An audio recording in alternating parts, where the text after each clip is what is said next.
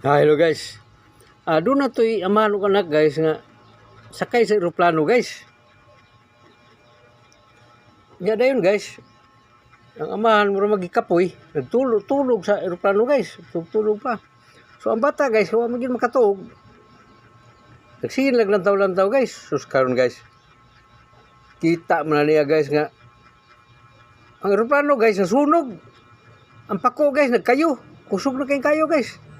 Terus dali-dali niya pukaw yung papa guys. Pa. Bata sa dia pa. Sa nganuan. Ingon ng amahalagi nganuman.